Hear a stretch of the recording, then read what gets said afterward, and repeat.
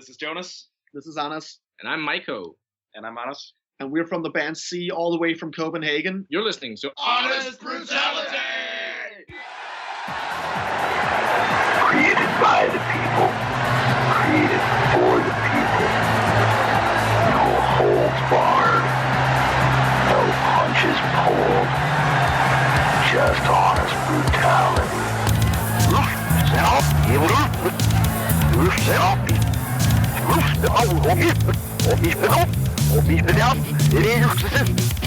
I don't know what the fuck you guys are thinking. You don't ever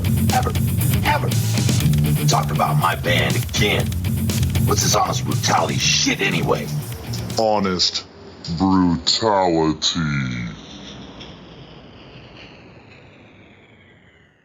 Hello, welcome to Honest Brutality. It's Big Sloppy, joined by Evil Irk. How you doing, Evil? I am fantastic. And we got somebody real special today. This, by the way, our first time ever talking to a band in Copenhagen, Denmark. That is right. We have the band C. How you guys doing? Hey, we're good. Very good, very good. Good. We're waving. You can't see us. Oh, we can see you. You can't see us. Hey, guys, take a second. Go ahead so people know who we're talking to and introduce yourselves one at a time, okay? Sure. I'm Anders. I'm the lead singer and guitar player. I'm Maiko, and I play bass. Jonesy. I'm Jonas, and I play the drums. Yeah, and I'm Anders, and I play guitar. Awesome. Well, we know you guys are in the practice studio. We know you got a bunch of concerts coming up. Actually, you guys have an album being released later in the month. I think May 12th. Am I correct in that? That is true. And then May 13th, you're playing a festival, and I guess that's going to be your album release party, basically, right? Yeah, exactly. We're playing a festival here in Copenhagen called the Nordic Noise Festival, so that's the release. And that's a big festival, am I right? There's a bunch of pretty good-sized bands on that bill, am I not mistaken? Yeah, there are some pretty cool bands this year. We have old school new wave of British heavy metal, Tigers of Pantang, and there are some of the members of Merciful Fate, Michael Denner and Hank Sherman are playing with their new band. Yeah. So some exciting stuff, definitely. Yeah, good stuff. And then I noticed, speaking of Tigers of Pantang, you guys are going to tour with them in the fall as well, correct? Yeah, that's true. Yeah, the UK tour. Going out with a true British heavy metal band in the UK, so that's looking forward to that. That's going to be pretty. Have you guys toured the UK before? No, not at all. We've only been there to master a new record. We did it in Abbey Road Studios in London, but that's it. We never played there before, so. Oh, you guys, this is going to be some big stuff going on then. Yeah. This is awesome. Tigers of Pantang, I can't think of that band without giggling because they did a cover of the song Love Potion Number 9. Have you guys ever heard that? No, never heard it. It's not good. It's not a good cover. And I've held that against them ever since. And that was like 1982. So, so we should stand in the front and ask for that song. No, that'd be great. They might kick you off the tour if you asked for that one. Last show then. I love your attitude. All right, guys, let's talk about your band a little bit. I've been burying myself deep in the old stuff and the new stuff. Let's go back to your first album a little bit. Let's go back a little farther. On our radio show, we do a lot of digging around trying to find new music and discovering bands that may not have been heard of, especially over here in the U.S. And I came across the song Sorry to Be Sane, which, dude, let me tell you, that blew me away. And there was a lot of reasons. Mainly, I was just looking at you guys. You guys look like rock stars, by the way. You got the look down, all right? Yeah. I didn't say you were good looking. I said you had that look, all right? But, it's one of those things where you look at a band and say, hey, wait a second. These guys look like they know what they're doing. And then I heard the song, and I was like, holy shit, that's old school, heavy, guitar-driven rock. And I fell in love with it right away.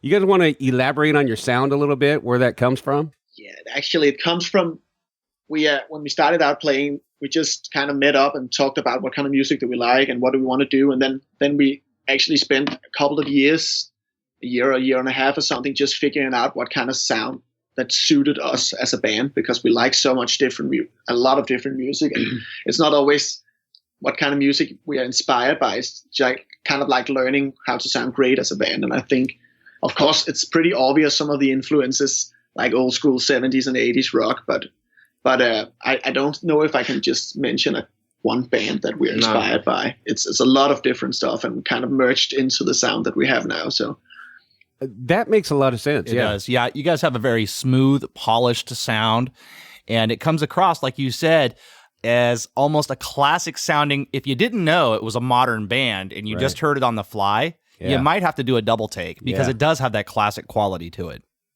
Yeah, exactly. That's the music we like mainly, I would say. We listen to a lot of old music, of course, but also a lot of other genres and a lot of new music as well. So it's hard to just pinpoint just like an exact band or something that we're inspired by.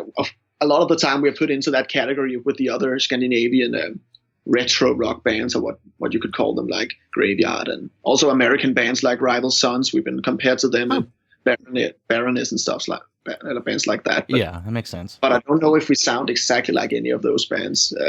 We don't think so, at least. Not at all. Matter of fact, on the new album, the opening track, Rust, I was listening to that, and I got several feelings that right away. I felt Triumph, I felt UFO, I felt Leonard Skinner. I mean, all that stuff's in there, man. You got all those sounds, and you just meld it together, and it's modern, and it's fucking heavy, right? It's heavy as hell. It's awesome. And I was telling Evil before we got on with you guys, your sound is, every song is built for an arena, and I mean every song. I could just imagine seeing a crowd singing along and having a good time. Like the song Rust, right away, I see that as a show opener that would just smoke out the audience. It would just be incredible to open up with. Tell me that's what you're opening your shows with. Exactly. I knew it. We should show you the set list we have right here. It's the opening song. It's a perfect opener because it's kind of built into the song, and it's kind of everything that we are. A lot of guitar twin stuff, and a lot of vocals, and a lot of heavy shit, and good speed and good energy and stuff. So that's definitely a good opener. Yeah, one of our personal favorites as well. Yeah. Oh, as well as ours. Yeah, ours here too. Are you guys playing a lot of the new material live right now? Yeah, I think it's only 3 songs that we're not playing from the new album, I think. Oh, wow. We actually been playing a lot of new stuff for a while, because we recorded the last record, the first record, all the way back in late 2013. So wow.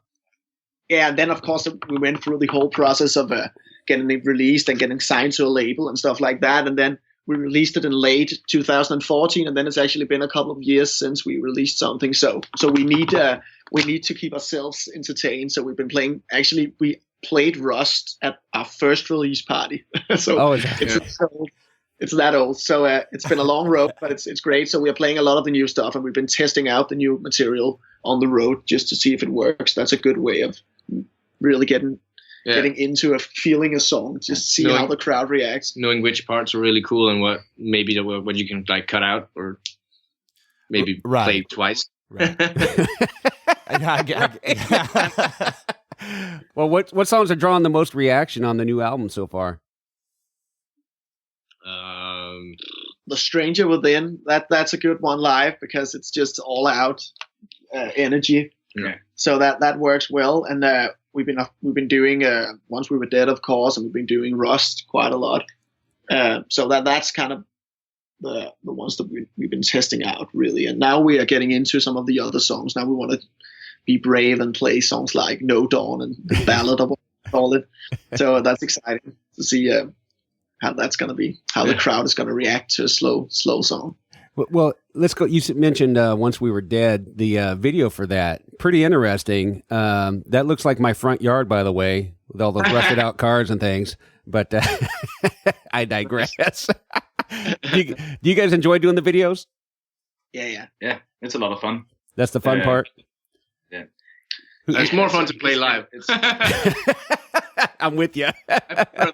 Yeah, it's we always try to make it interesting when we make videos as well for ourselves, but also of course for for the fans, because we wanted to make something that really stands out. That's kind of the only reason why you would want to watch a video, because if it's just the band playing in a room, then you can just as well listen to the album, I think. So we're trying to make something that looks a little crazy every time. So the first time we played in an old World War II bunker cannon, something like that, a huge cannon here in Denmark the Germans set up, and then we played there, and that was a lot of fun. Sorry to be saying video, that is. And now this one is recorded up in Sweden in an old car graveyard. So like I said, my front yard. So speaking of videos, let's talk about the Ride On video. You have a scene in that video. I'm going to get in your ass a little bit here. There's a scene in that video where there's a little flatbed truck racing a motorcycle. I'm sorry, guys. That's not much of a race. Who came up with that idea? Yeah, I know. We don't have the cool trucks that you do, so we have to be driving on those.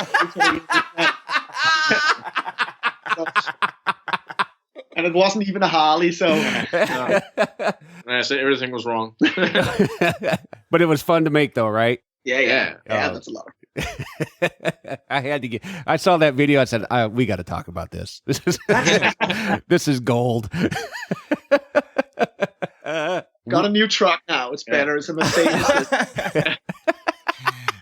It's actually in the video, by the way, coming out next Wednesday. So, be aware. There's another truck video coming. Well, what song are you doing another video for? The Stranger Within. Oh, nice. Nice. Okay. And then we're just going to see with the third single. We're going to just see how the record is received and see what the fans like, and then maybe do one of the songs that we get a lot of good response from. So nice. I personally, I've listened to the whole album about 4 times now, and I've only had it for 2 days, and I can't stop listening to it, to be honest with you. And I don't think you can go wrong with any of the songs you got on there. I don't think it's going to matter which one you drop. They're all equally powerful. Thanks. Yeah, that's a good place to start. Thank you. Yeah, absolutely. It's a really strong offering. I'm curious though. We kind of run across regions. It seems like we kind of mine up this area and then that area, and we find these bands from those areas. For instance, Copenhagen. Right. We had no idea that there was such great stuff coming out of there. Can you tell us, for the listening audience on the American side, can you tell us a little bit about the scene? Yeah, sure. We have a pretty great scene. I think Scandinavia, like as a whole, have put out a lot of great bands lately. That whole retro wave started, I think, what is it now? 6, 7, 8 years back. A lot of great bands started coming out of Sweden and Denmark as well. But I think that there have always been a lot of good bands in Scandinavia, all the way back to the 80s and 70s. But I mean, in Copenhagen specifically, I don't think there's many bands that play the same kind of music that we do. No, maybe not. But there are a lot of bands, and we have because it's still kind of a small town.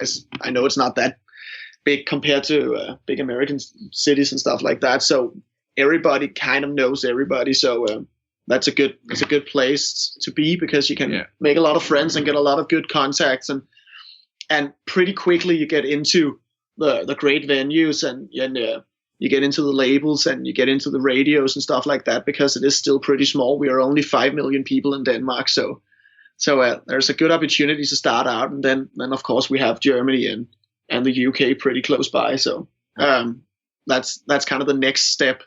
We just signed with a big German booking agency, so now we need to go on a lot of tours, hopefully. So that's going to be exciting. So let me ask you this. This is kind of a big step. Is music your full-time job now? Is the band the full-time job? Yes. Nice. No, it's not. No. You got me. No, it's not that easy yet. So, but we have pretty good jobs. So it hasn't been a problem yet when we need to go on tour and need to play gigs and need to go into the studio and stuff like that. So, but no, we're not making that much money yet. So right now it's still Join the club, brother. Join the club. So listen, summertime's coming up. Obviously, a lot of festivals, a lot of chance to do some touring. I know you got the gig in Copenhagen next week, but any other festivals you guys are on yet? Or I know you're touring in the fall. We talked about that, but are you guys getting any other festivals yet? Or no, it's going to be mainly in the fall.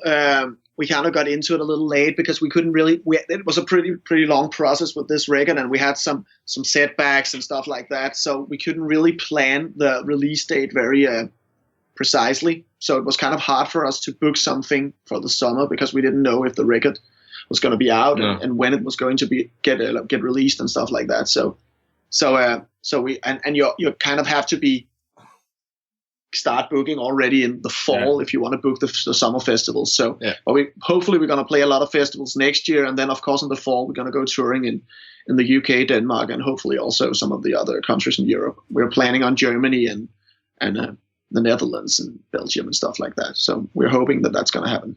Nice. I love everywhere you're talking about, except you didn't mention Northern California, where we're at. A little disappointed, I'm not going to lie. That would be very, very great. But let's see. We need some good American contacts. Maybe this can help us out a little bit. Are you saying we're not good American contacts? You son of a bitch! I thought we were friends. You're very good, but you're some of the first ones. Let's just wait and see. Hopefully that'll change. Yeah. Just so you know, we are the most important guys you'll ever talk to in the United States. I believe that. I totally believe that. Don't believe that. That's straight bullshit, my friend. Yeah, that's his opinion. But of course, we would love to go to the US as well. I think it would be great, but we that's a big step, and you need to really. It's a long way over there. So, it but of really course, is. When we get there, when we get the opportunity, we are off. Of course. Yeah, we're going to do our part over here to get you guys noticed a little bit. We're already pushing you guys a little bit on our radio show. We're going to push you on the podcast. We're going to push you all over the place. Matter of fact, we're going to give you guys a 1 hour special next week, just on you, just on your band, just on your music. We're going to do our best to blow you guys up over here. That's fucking cool, man. That sounds great. That's what we do. It's very good. We only do this for bands that we believe in, and we think you guys got the goods, man. We really do. Thanks. It really means a lot. Thank you. You guys are talking about doing some touring. I'm just curious, what is the logistics there? How does that work out? You got a bus, you got a van, you using that flatbed truck? Not the truck. We're not that brave, but that depends how far we need to go. Some gigs we need to fly in, I think. When you go to the UK and stuff, it's not that easy to drive over there. It's a long way, so we're probably gonna fly in and then rent a car when we get there. But it's still in the van stages we're in right now. So we're hoping for kind of a bus as well, so that we can sleep in when we're going to Germany. Maybe an auto camper or something like that. That's not uncommon. Yeah, not at all. No, trying to save money and make it save as much money as possible so we can go on a lot of tours. That's kind of the thing. Yeah. So right now it's still just because we love it. It's there's not a lot of money in it yet, but it's the only way you can make money now is of course touring and playing concerts. Right. Album sales not that great. It's an interesting concept, the fact that no matter where the bands are that we talk to, whether they're on U.S. soil, whether they're in Germany, whether they're in, where were these fellers here? Austria. It doesn't matter. It's the passion that drives the music, especially the rock and the metal scene. It's the passion because everybody has the same problems. It's save the money, get the bus, sleep on top of each other, take showers at what's the gym? Planet Fitness. Yeah. Whatever it takes. We applaud you guys for doing that and having the gumption, the heart and soul to get out there and chase this thing. Yeah. It's a lot of spend a lot of time, and I wouldn't call it work because I never really like that word when bands talk about we work a lot. You don't know how much we worked because it's not really work to me. It's still a pleasure, it's still a hobby, and I love doing it. So it's not. Of course, you can love your job, but it's not really. I wouldn't call it work, but it's a lot of time. Of course, you spend a lot of hours and a lot of energy, but still we're doing it because we love it. If it wasn't fun, we wouldn't be doing it. So right. So hopefully it should keep on being fun. Absolutely. Yeah. Keep on keeping on. I love it. That's right out of the 70s. That is out of the 70s. Hey, check it out. I want to ask you guys. You had mentioned Abbey Road. That's where you mastered the new album. Is that correct? Yeah, that's true. What was that experience like? That's really cool. Yeah. Pretty awesome. Of course, it's so legendary, that place. So when you get in there, you can just look at all the old pictures and all the old studios and machines and see. We listen to hundreds of records that's been recorded in there, and some of the biggest records in the history of music. That's exciting. And of course, you bump into some pretty cool people in there as well, and you can get a lot of good contacts and stuff like that. So that's a good experience, and definitely exciting just to try and work with your own music in that environment. That's also to see him work. What's his name again? Alex Warden, the guy who mastered our record. He's been working with a lot of really impressive big bands as well. So that's and of course they got the gear and they got the talent and knowledge to make it sound really good. So that was a great experience. Very awesome. I'm just wondering, I've never heard of that studio. Oh, shut up. Yeah, that was legendary. That had to be really super cool to go in there. Just the history in that place, man. Go back to the 60s and look who came through there. It's amazing. And when we went in there, of course, the sidewalk outside where all the Asian tourists taking pictures. And, it's a lot of fun. So that's exciting. So hopefully we can go there again and do some more work on the next record. Maybe, I don't know, but that's it's a great place. You can really feel the history in there and feel the Do you guys like the recording process, the songwriting and the recording process? Do you enjoy that, or is that just frustrating to some degree? I like it personally. I like being in the studio and recording stuff. Exactly. It can get a bit tiring when you have to listen to the same guitar solo over and over again. Hey, I never get tired of guitar solos, man. Well, just wait till we have this conversation 2 years from now. Right. And you played Sorry to Be Sane 4,000 times. We'll see how you feel about those guitar solos. Okay, guys, let's talk a little bit about how you came together. So did you guys know each other for a lot of years? Was this like you found each other on the internet? How did that work out? Michael and I'm Anders, the lead singer, and Michael, the bass player. We grew up together on a small island in the most eastern part of Denmark, in the Baltic Sea. Pretty isolated, small, not a lot of people, not a lot of things to do. And we know each other. We came across a chest. Exactly. That's so awesome. Really, No, it's actually just wait. So we've known each other for maybe I don't know, since the millennium or something like that. 17 years, so a long time. We grew up together. Didn't necessarily play that much music in the beginning, but loved music, listened to music, and the chests that he's talking about is not as magical as it sounds, but still a little bit.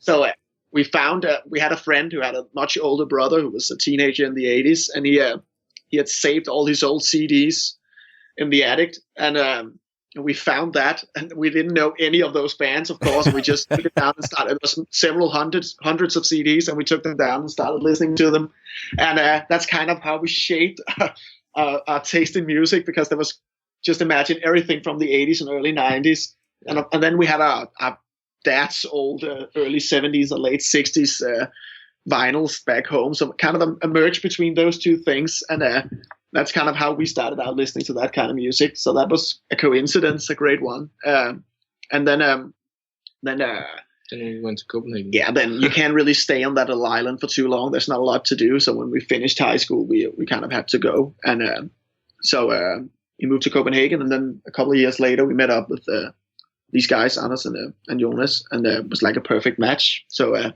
was very lucky. Even though we grew up totally different places, and we listened to the exact same music and could learn a lot from each other. So that was very lucky. So that was nice. Yeah, I imagine it's hard to find another couple guys that love ABBA and the Bee Gees as much as you guys do, huh? Exactly. Yeah. Actually, Bee Gees is a little bit cool, but. All right, you got to give me some Bee Gees now. Sing me some Bee Gees. Exactly. It takes a lot to wear a silver jacket. That's You have to be a special kind of man. There's at least one good-looking man in that. Yeah, exactly. Tell us a little bit about each of you. Were any of you or all of you classically trained, formally trained, or did you kind of figure it out on your own? We started playing together, me and Anders, on Bornholm, the little island. We just started jamming on a guitar, and kind of went from there. I picked up the bass afterwards, and then I've never really had any training. You've had some, right? Actually, not like the whole rock thing. I think that's pretty self-taught, pretty much. But I actually played classical music when I was a kid. Oh. Not the guitar though. The flute. In a silver jacket. For a lot longer than I'm proud to admit. And I kind of escaped that thing. Then I started. Then I got corrupted by the whole rock heavy music. So, but I played a lot of concerts. I think it's called with an orchestra back in the late '90s, and so that was. I don't think we haven't played. I haven't played shows as big as the ones I played back then with the symphony orchestra still. So, but that's kind of where I started out. So I've been playing since I was a little kid, but not the guitar though. That came in later. Yeah. I would love to see you break that flute out on stage sometime, because that would be hilarious. Definitely. That maybe I should think about it again. No. Okay. All right. I also started on the drums, like just listening to the records that I liked, and I want to do this, and just trying out for myself for several years, and then I started taking drum lessons for 2 or 3 years, and then I stopped doing that, and here we are. You get to the point where the teacher can't teach you because you're way better than they are, right? No, I get it. Yeah, I'm trying to be humble here, but I love it. Hey, actually, who do you look up to as a drummer? Who is like your idol? Who do you think is like the man in rock these days? Besides yourself, obviously. Besides yourself. Besides myself, the drummer for Bee Gees. I don't know. Now you say these days, I can't say John Bonham because he's dead. But no. That's what I'm getting at. Who was your biggest influence as a drummer? And Bonham, I get it, because holy shit, that guy was badass. But yeah, John Bonham is definitely one of them.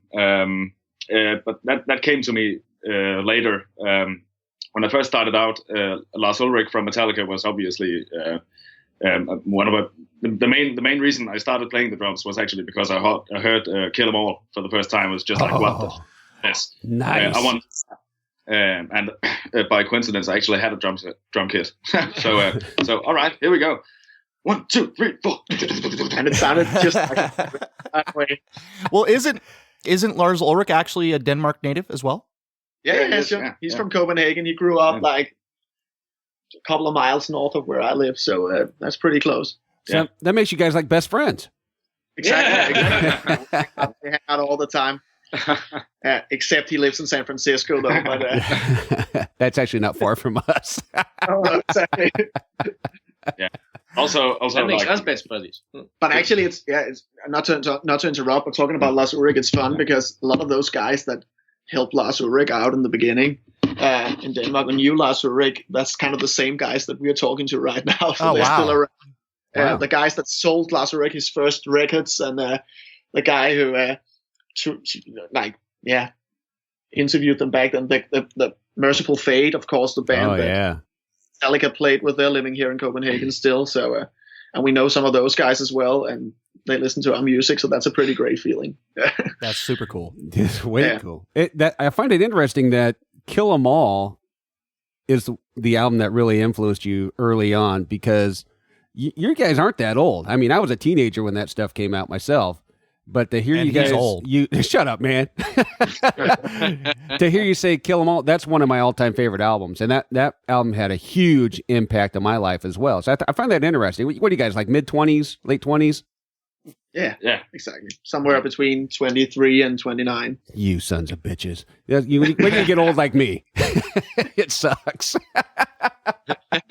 We have one gentleman left here that has not told us about his classical training, formal training, and or influences. Yeah, Mr. Anders over there, hiding, being quiet. Are you shy? Don't be shy, bro. Jump in here. Jump in here. I don't play guitar. I started playing when I was 14, and I took some guitar lessons.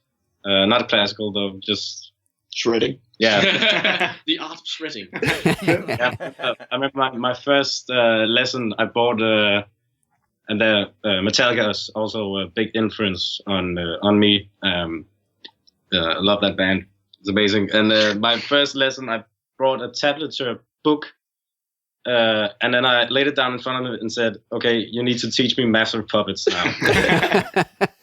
and you know, I've been playing for like a month or something. And that's I want to learn. And here's this little small man with gray beard and wants to teach me jazz.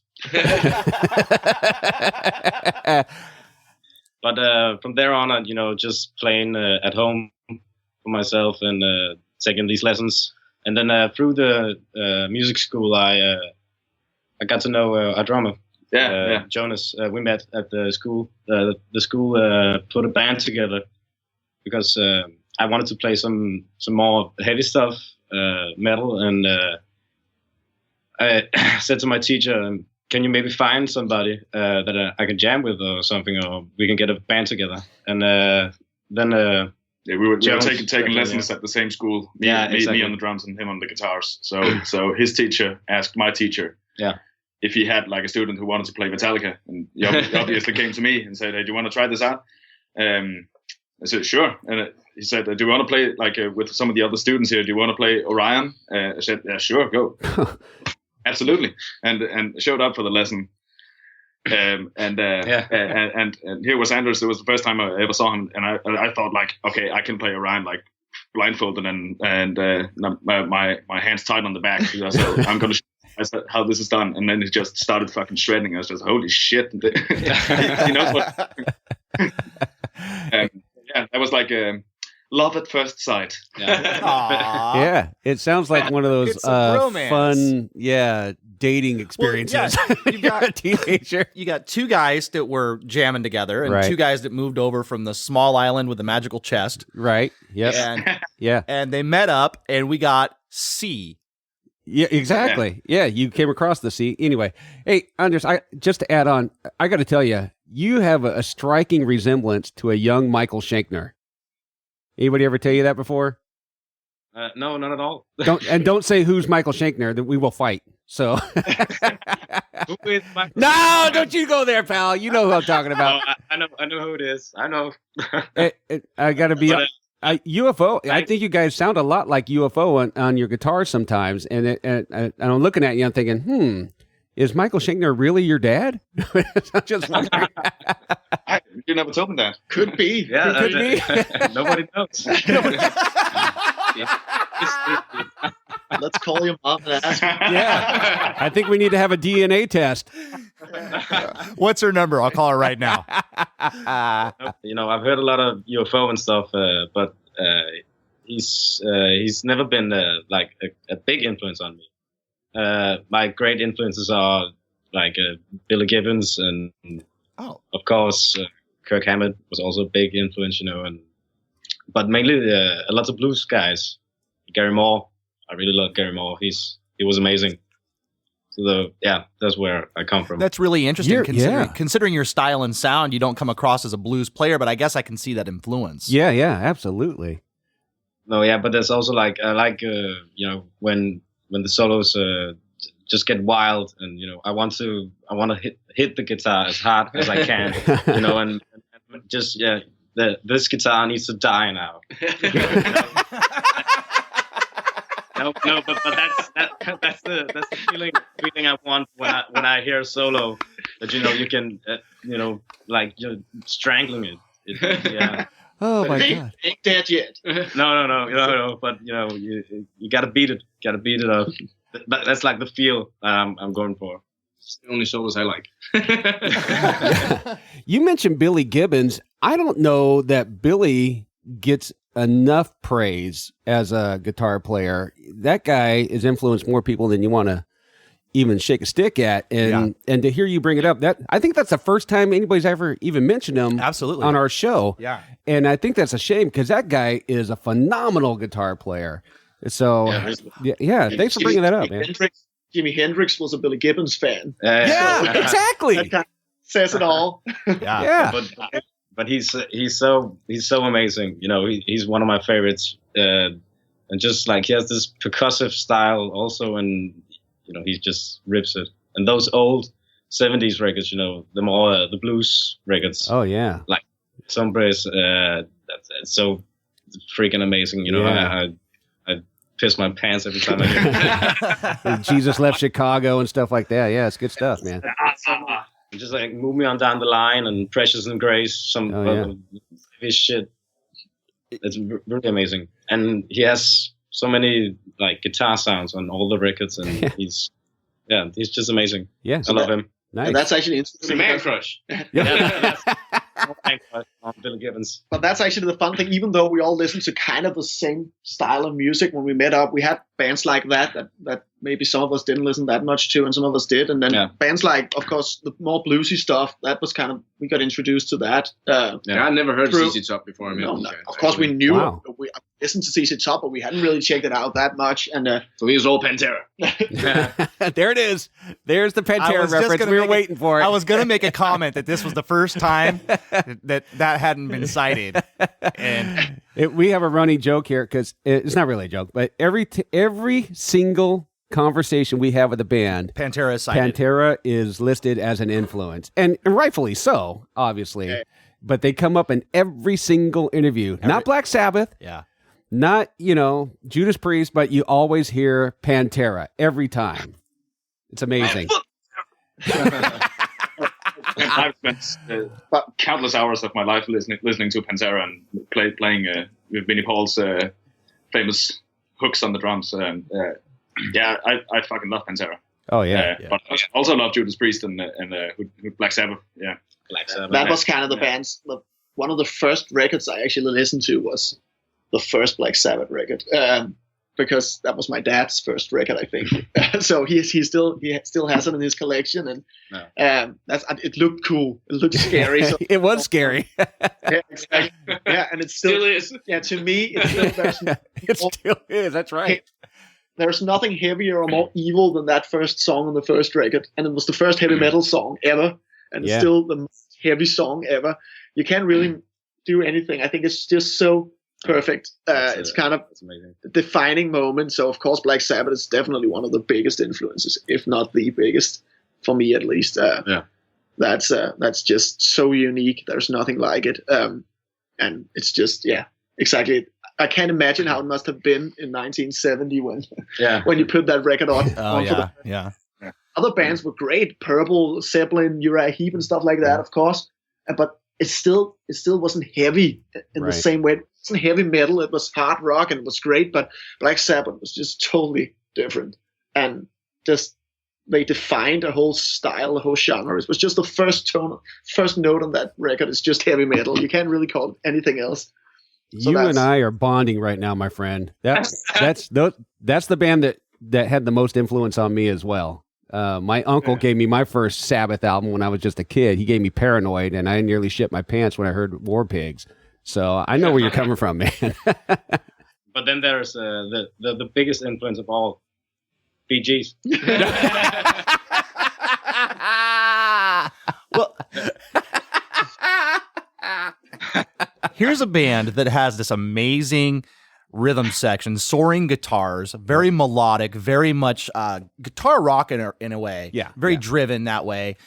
Badass music all the way around. But the thing for me personally that stands out is the character and passion that are behind the vocals. Yeah. And I'm curious where you draw from, because it's not like you're just singing and you sing well. It's like you're either really happy or in a lot of pain, depending on where the song is going.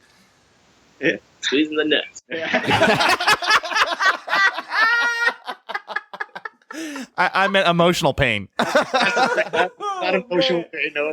Seriously, physical pain. Yeah. No. Yeah, it's kind of a thing. I couldn't sound much different even if I tried. That's kind of the stuff that I have. So that's kind of one of the things that we have spent some time adapting to, I think, because We would love to make like a Led Zeppelin style ballad or something beautiful with a lot of acoustic guitars and stuff, because we love that kind of music. But that's kind of one of the things. My voice will never be like a beautiful, clean thing. It sounds like it does, and that's kind of. But I would say that when we started out in the band, it was more about the guitars, for me at least. It was more. I would call myself. I was a guitar player first, and then a singer. But now, the later years here, I definitely would say that I'm getting more and more into singing and getting a lot of joy out of that. And also, I can feel that that's kind of where I can make a bit of a difference as well. So that's kind of really important to me now. Doing a lot of doing a lot of singing all the time to get better and better and better. So that's kind of what we're working on now, and getting some more vocal arrangements in the music as well, and getting some more songs and stuff like that. So yeah. Do you guys ever do acoustic sets? Do you ever go out and play smaller clubs where it's just an acoustic set? We tried. one time. But yeah, it's hard. I think our songs, they don't really, they're not that suited for acoustic arrangements. We can do it, but it takes a lot of time, and maybe we'll do it in the future. I don't know, but it's not very common. We have done it, but we prefer kicking ass instead. There you go. Yeah, acoustics for pussies. Yeah. Never saw the Bee Gees doing no acoustic shit. That's right. Or ABBA. No, we're not gonna do one of those "To Be With You" ballads yet. Right. Where do you hope to see yourselves in the next couple of years? On the road. Yeah. I would like to have a nice steady job and a family. No. You're out of the band. Yeah, spoken like a true bass player.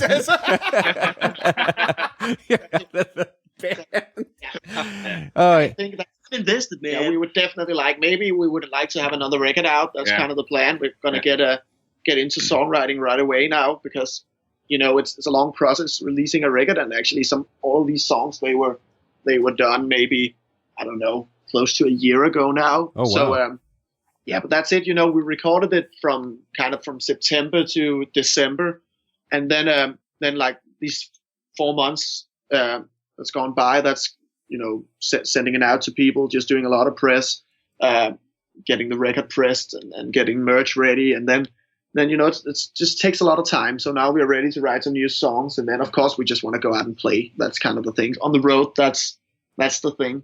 Yeah. Now we got this pretty great German booking agency. They have some other great bands, big bands. So hopefully we can get a lot of gigs outside of Denmark as well. Getting out on the tour. Of course, going to the US as well. Maybe going to Asia, if it's possible. Let's see. Yeah. But look, if you guys go to Asia before you come to Northern California, I'm going to catch a flight and whip some ass. I'm telling you right now. We would definitely love to go to California as well. I think a lot of the bands we'll listen to come from those places, so that's definitely one of the things we want to do. But just get out, get a lot of gigs under our skin, and just keep on doing it. Keep on writing songs. Keep it on. Man. Keep on keeping on. Yeah. Hey, don't worry about Big Sloppy's threats. Andy Gibb can kick his ass. You got him covered. Hell, Andy Gibb's mom could kick my ass. Hey, guys, is there anything that you would like to share with the American audience, any audience for that matter? Is there anything that we didn't talk about that you'd like to bring up? Of course, we're very excited about getting the music out there, and of course, we hope that everybody will enjoy it. And definitely, I think. But most of all, we want to get out and play the songs for the crowds out there all over the place, because that's also where we feel that we can really make a difference. We love playing live, and we're a live band. So definitely we hope that the people that enjoy our music will get to see us live as well. So that's why, of course, we need to go to the US and all over the place, so we can show how it sounds, how we really do it live. Yeah, right. Love it. Because even though the studio process and the recording, it's all about the live music. That's where you really get the kick. So that's it. And you guys don't have any fun on the road at all, do you? No. For the listeners who can't come out and see you live, how can they find you? How can they connect with you? How can they listen to your music? How can they reach out and talk to you? And for the ones that are over there, how can they book you? Exactly. We, if they want to book us internationally, they should contact our German booking agency. You can see that on our Facebook page. And we're also getting a homepage set up now, C Music DK. So that's coming soon, within the next week or something. Of course, contact us on Facebook, contact us on Instagram. We're getting an Instagram up and running now as well. So just the new way of doing it online. Trying to get into it. Yeah, send us. Yeah, exactly. There's a lot of places where you can contact us, and of course, we'll try to get back as quickly as possible. And we would love to be booked. So, so any chance we get, we're gonna get over there and play some shows. So but just hit us up somewhere. You can find all the information on our Facebook page right now, but of course you can also go to our homepage. It's gonna be ready soon. So that's kind of it. And of course, listen to the music. We are signed to a label called Mighty Music, and the record will be out, I think, all over the world, or at least in Europe and Japan first. I hope it's going to be out in America. I'm actually not sure when that's going to happen, but hopefully, of course, it will be out online, and we got another music video coming soon as well. So as I told you earlier, so we're on perfect. Spotify. Spotify, of course. iTunes. You can buy the records there also, and you can go to our Facebook page and buy a physical copy from the record company. You guys have any merch available online? T-shirts, anything like that? That could be arranged. There are. I think we're gonna get some stuff into the Target shop. It's called, our label is called Target and Mighty Music. So they have a merch shop. I think hopefully that's gonna. We have some merch coming within the next week as well. Some new merch. But also we're getting both CDs and vinyls pressed now. So, you're doing vinyls? Awesome. Of course, whatever you like. Yeah. Well, we'll also make sure that you guys are linked on our website, our Facebook. We will push you all over the place. So, listening audience, you can find C on Honest Brutality. You know where we're found, and you can hear their music all over the place. We suggest you do go out and buy it, support this band, and help them get heard and seen. Again, this has been Honest Brutality. This is Evil. This is Big Sloppy. And we thank you, C, so much for spending some time with us and having this conversation. Was a pleasure. Great. We had a great time. Good. Thanks for talking to us. You gotta love these guys. How much fun is this Danish band from Copenhagen? We really need to figure out a way where we can travel the world on our own dime and go see all of these bands, because we might not get the opportunity. By the time they make it over here, we're going to be old and decrepit, and that's like next week. Yeah, right. So I've already got the old. It's the decrepit I'm working on now. Those guys were so fun. They were a kick, man. And I never thought I'd get to talk to last week I got to talk to the son of John Bon Jovi. Oh, good Lord. This week I got to talk to the son of Michael Schenkner. Leave him alone. Great guys, great music, great conversation. Yeah, and you can tell they have a good time doing what they're doing. And it's no joke. Their music is built for arenas. It's good stuff. It's fantastic. And you know what? It's cool about it is it's not secular in the way that it's only going to appeal to metalheads or to, I think that their music would appeal to people who like pop and country and classic rock and southern rock. It's radio friendly. It's very smooth, yet it's got that heavy power angle to it. Yeah. And I didn't know what to expect, because I listened to and you mentioned his vocals from Anders. The strength behind those vocals. It sounds like there's some angst in there. Yeah. But when we talked to him, he was like the sweetest guy on the planet. Happy-go-lucky. Yeah. What a great bunch of guys, man. I really enjoyed this I love the Magic Chess story. Yeah. That was awesome.